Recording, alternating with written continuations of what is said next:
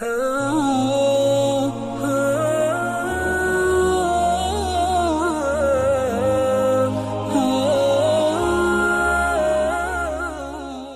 کے نیچے سبسکرائب کے بٹن پہ کلک کریں، بیل کے آئیکن پہ کلک کیجئے تاکہ ہر نئی ویڈیو کی نوٹیفیکیشن آپ کو ملے۔ حضرت اب وقت ہوا ہمارے دوسرے سیگمنٹ کا، شبہ کا ازالہ۔ شبہ کا ازالہ کچھ یوں آیا ہے کہ پوچھنے والے نے یہ پوچھا ہے کہ اللہ پاک نے ہمارے لیے، مسلمانوں کے لیے بہت سے جانور پیدا کیے ہیں اور جو حلال ہیں، جن کو ہم کھا سکتے ہیں، لیکن کچھ جانور، پرندے، کچھ چیزیں ایسی بھی ہیں جو کہ اللہ نے حرام قرار دے دی ہیں اور ان کو نہیں کھایا جا سکتا۔ تو انہوں نے یہ پوچھا ہے کہ یہ فرمائیے کہ یہ اگر حرام ہی تھیں تو پیدا ہی کیوں کی اللہ نے؟ مطلب ان کی کیا ضرورت تھی اس دنیا میں لانے کی جبکہ ہم ان کو کھا نہیں سکتے ہیں وغیرہ وغیرہ۔ تو یہ وجہ فرمائیے آپ کی، یہ اللہ پاک نے ان کو کیوں پیدا کیا؟ اچھا شو بھائی، اصل میں بات یہ ہے کہ کسی چیز کا پیدا کر دینا اس کے حلال ہونے کی دلیل ہے، یہ کہاں لکھا ہے؟ یہ تو کہیں نہیں لکھا، کہیں نہیں لکھا جی۔ نہ اللہ نے یہ بات کی کہ جو میں پیدا کر دوں بس حلال ہے، نہیں، یہ نہیں، کیونکہ کسی چیز کا پیدا ہونا اس کی حلت کی دلیل نہیں ہے۔ جب حلت کی دلیل نہیں ہے، ہاں کسی مسئلے اور حکمت کی دلیل ہے کہ خالق نے پیدا کی، کسی حکمت اور مسئلے کے تحت پیدا کی ہے۔ اب وہ مسئلے اور حکمت کیا ہے؟ بس اوقات وہ خود واضح کر دیتا ہے یہ مسئلے اور حکمت ہے، بس اوقات اسی حکمت واضح نہیں کرتا کہ کس حکمت کے تحت میں نے پیدا کی ہے۔ تو پیدا کر دینا کسی چیز کا وہ تو حلت کی دلیل نہیں ہے۔ ہاں اللہ تبارک و تعالیٰ نے قرآن کریم میں یہ ضرور فرمایا کہ هو الذی خلق لکم ما فی الارض جمیعا، کہ اللہ وہ ذات ہے کہ جس نے پیدا کیا ہے تمہارے نفع کے لیے زمین کا سب کچھ، زمین میں جو کچھ ہے سب تمہارے نفع کے، لام استعمال کیا لکم، لام نفع کے لیے آتا ہے، تمہارے نفع کے لیے پیدا کیا۔ اور نفع صرف کھانے میں تو نہیں ہوتا، نفع پہننے اوڑھنے میں بھی ہوتا ہے، جی ہاں، نفع جو ہے سواری میں بھی ہوتا ہے۔ اس کا مطلب نفع کے بہت سے افراد ہیں، اس پہ کھانا پینا بھی ایک نفع ہے انسان کا۔ جی، لہذا وہ جانور کہ جن کو اللہ نے حرام کر دیا کہ کھانا نہیں ہے، لیکن اس کا دوسرا مقصد ہے نفع کا، مطلب گدھا ہے، جی، گدھا کھا نہیں سکتے لیکن سواری کر سکتے ہیں، جی ہاں، ٹھیک ہے نا۔ اب اس کا مطلب ہے کہ اس کا نفع آپ اٹھا سکتے ہیں۔ اسے درندے ہیں، درندوں کا گوشت کھا نہیں سکتے لیکن ان کی کھال کی آپ جیکٹیں بنا سکتے ہیں، جی، آپ جیکٹیں بنا کے سردی سے اپنے آپ کو بچاتے ہیں۔ جی، اسے سانپ بچھو ہیں، کھا نہیں سکتے لیکن دوسری اور ایسی ادویات بنتی ہیں جن دواؤں سے آپ اپنی بیماریوں کو رفع کرتے ہیں۔ تو معلوم ہے کہ نفع کے لیے پیدا کی ہیں اللہ نے چیزیں، اور نفع کے افراد اتنے زیادہ ہیں، ان میں سے کھانا پینا بھی ایک نفع ہے۔ چنانچہ وہ جانور جو حلال ہیں ان کے بارے میں اللہ نے بتا دیا کہ ان کے ساتھ آپ کھانے پینے کا بھی بینیفٹ حاصل کر سکتے ہیں، ان کا گوشت کھا سکتے ہیں، باقی ان کی کھال کی جیکٹ بھی بنا سکتے ہیں۔ اب بھیڑ بکری کی جیکٹ بھی بن سکتی ہے، ان کے چمڑے کے جوتے بھی بنتے ہیں۔ تو یہ فرمایا، تو لکم فرمایا کہ زمین میں جو کچھ ہے، ہاں کھانے پینے کی جب بات آئی تو فرمایا کلوا من الطیبات واعملوا صالحا، تو وہاں پر جو پاکیزہ کھانے کو حکم دیا، پاکیزہ اور حلال کھانا ہے جی، یہ۔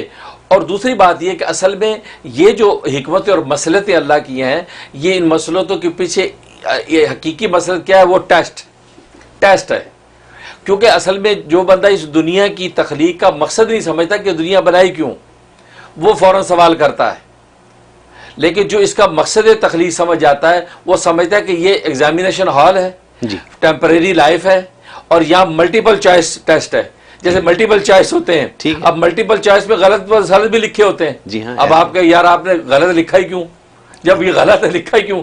وہ کہتے ہیں بھائی یہی تو ٹیسٹ ہے، آپ ان اے بی سی ڈی میں آپ صحیح والے پہ نشان لگائیں۔ بس یہ سمجھے کہ یہ ملٹیپل ٹیسٹ ہے، یا اللہ نے حلال حرام سارے جانور چھوڑ دیے اور کہہ دیا دیکھو اس میں جو صحیح ہے اس پہ ہاتھ رکھیں آپ۔ اب آپ نے کہا بکری پہ ہاتھ رکھ دیا، اب یہ حلال ہے، یہ کھائیں گے، خنزیر نہیں کھائیں گے، تو یہ ٹیسٹ ہے۔ تو یہ ٹیسٹ جو اللہ تبارک و تعالیٰ اس کو بنایا ہے، اور جو اس ٹیسٹ میں کامیاب ہوگا، جیسے دنیا کے اندر ملٹیپل چوائس میں جو صحیح جگہ پہ ہاتھ رکھے گا وہ اس کا پاس ہو گیا، غلط رکھے گا فیل ہو گیا، ایسی اللہ تبارک و تعالیٰ حلال حرام سب چھوڑ دیا یہاں۔ اب کہہ دیا اب دیکھو تم کیا کرتے ہو، اور یہ تو اللہ کی عنایت ہے۔ ملٹیپل ٹیسٹ میں تو بتایا نہیں جاتا کہ کون سا صحیح ہے کون سا غلط، یا اللہ نے بتا بھی دیا، جواب بلکہ 1,24,000 نبیوں کے ذریعے بتا دیا کہ بھائی یہ حرام یہ حلال، یہ حرام یہ حلال، اور ہر ٹائم بتایا جا رہا ہے۔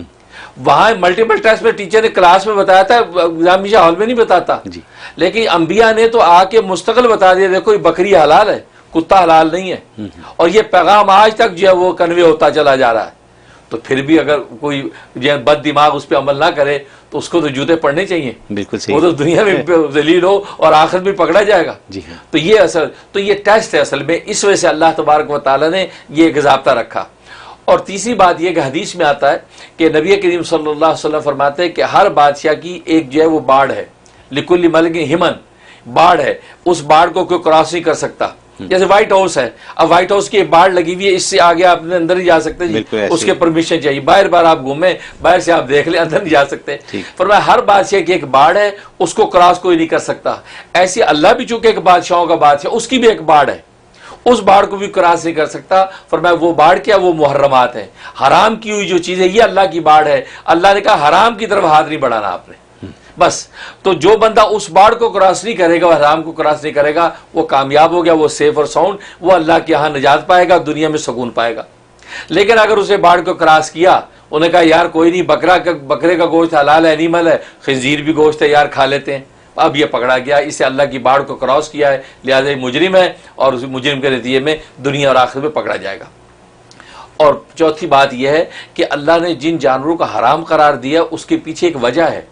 وجہ یہ کہ اس میں اصل میں ایسی سمیت اور زہریلی چیزیں ہیں اور ایسے بد اخلاقی عنصر ان کے اندر موجود ہوتا ہے کہ اگر بندہ وہ جانور کھانے کا عادی ہو جائے، ان کے اندر اسی طرح کے اخلاق پیدا ہو جائیں گے، وہی بدعقیدگی پیدا ہو جائے گی.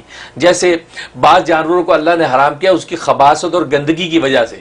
چھپکلی ہے، چھپکلی حرام اس لیے کہ اس کے اندر خباثت ہے، اس لیے یحرم علیہم الخبائث فرمایا کہ خبیث چیزوں کو میں نے حرام کر دیا. اور یہ اشارہ اس طرف کیا کہ آپ جتنے حرام جانور ہیں، آپ اگر ان کو غور سے دیکھیں نا، ان کے چہرے، ان کی تخلیق کے اندر ہی ایک خاص قسم کی کراہت آپ کو محسوس ہوگی. جیسے چیل ہے، کوا ہے، ایک خاص کراہت محسوس ہوتی ہے ان کی تخلیق میں، شکل و صورت میں. مگرمچھ ہے تو ان کو دیکھ کے لگتا ہے یار عجیب خوفناک چیز ہے. اب بکری کو دیکھو آپ کو ایسی خوفناک نہیں لگتی، گائے کو دیکھو خوف نہیں لگتی، لیکن بکری کے مقابلے کتے کو دیکھیں آپ کو وحشی لگتا ہے. اس کا مطلب ہے یہ خبیث چیزیں ہیں. تو خباثت اور گندگی کی وجہ سے اللہ تبارک و تعالی حرام کی ہیں. جیسے چھپکلی ہیں، چوہے ہیں، ان کو اس لیے کیا. بعض کو درندگی کی وجہ سے حرام کر دیا، جیسے بھیڑیے ہیں اور بھالو ہیں، شیر ہیں، چیتے ہیں. اب یہ درندگی ہے. اب ان کا گوشت انسان جب کھائے گا تو ظاہر کہ انسان کی باڈی کا حصہ بنے گا، اس کے اندر وہ درندگی آئے گی، وہ چیر پھاڑ ظلم ستم کا عادی بنے گا، اس لیے حرام کیا. اور بعض کو بد اخلاقی ان کے اندر ہے. خنزیر ہے، خنزیر میں بد اخلاقی اور خست ہے. ایسا خسیس ہے کہ یہ مادہ کے ساتھ مادہ کے سامنے فیل کرتا ہے، اپنے دوسروں کے سامنے یہ فیل کرتا ہے، اور لائن لگا کے فیل کرتے ہیں یہ ایک مادہ کے ساتھ. یہ ان کے اندر ایک خاص خباثت ہے. لہٰذا اس کے کھانے والوں میں بھی وہی عادت پیدا ہو جاتی ہے کہ وہ پرواہ نہیں کرتے، 4-6 بندے مل کے بھی ایک مادہ کے ساتھ انتفاع اٹھاتے ہیں. یہ خنزیر میں اصل میں یہ گندگی ہے، وہ پھر ان کے لوگوں میں آتی ہے. اس لیے فرمایا کہ یہ بد اخلاقی ایسی خصت پیدا ہوتی ہے، اسے خنزیر کو حرام کیا. بعض کے اندر بد عقیدگی، مثلا وما اہل بہ لغیر اللہ، فرمایا کہ جو غیر اللہ کے نام پہ ذبح کیے جائیں جانور وہ نہ کھاؤ. حالانکہ وہ بکری ہے، بکری کا گوشت تو صحیح تھا، اس کو کیوں غیر اللہ کے نام پہ ذبح کرنے سے کیا خرابی ہے؟ کہا کہ نہیں، یہ غیر اللہ کے نام پہ چونکہ ذبح ہوئی ہے، اب اگر اس کا گوشت کھاؤ گے تو آپ کے عقیدے میں خرابی آئے گی، آپ کا ایمان خراب اور گندا ہو جائے گا، کیونکہ وہ غیر اللہ کے نام پہ ذبح ہوئی تو اسے بد عقیدہ انسان ہو جاتا ہے. تو بد عقیدگی پیدا ہوتی ہے تو ظاہر ایمان فنا ہوتا ہے. ایمان فنا ہوگا تو رہ کیا گیا؟ دنیا آخر برباد ہو گئی.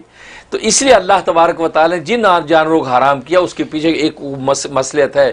اب اسی طرح سانپ بچھو حرام کر دیے ان کے زہریلے مادے کی وجہ سے، اس کے اندر ایک سمیت اور زہریلا مادہ پایا جاتا ہے. اگر سانپ بچھو کھائیں وہ زہریلا مادہ آپ کی باڈی کا حصہ بنتا رہتا ہے اور آپ کو پتہ نہیں چلتا. آپ سمجھتے ہیں میں نے بھون کے کھا لیا کچھ بھی نہیں ہوا، لیکن وقت آتا ہے کہ وہ انسان کو اندر سے فنا کرتا ہے.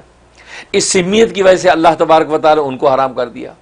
تو حرمت کے اندر پیچھے ایک حکمت اور مسئلہ اس لیے حرام کیا، اور پھر یہ ٹیسٹ لیا ہے کہ دیکھیں ملٹیپل چوائس میں کون صحیح پہ ہاتھ رکھتا ہے، کون غلط پہ ہاتھ رکھتا ہے. بہت خوب. نہیں آپ نے بہت تفصیل سے ماشاءاللہ فرمایا اور بات سمجھ میں آئی. بالکل یہ سوچنے کی بات ہے. سوال تو خیر سوال ہوتے ہی ہیں، لوگوں کے سوال آتے رہتے ہیں.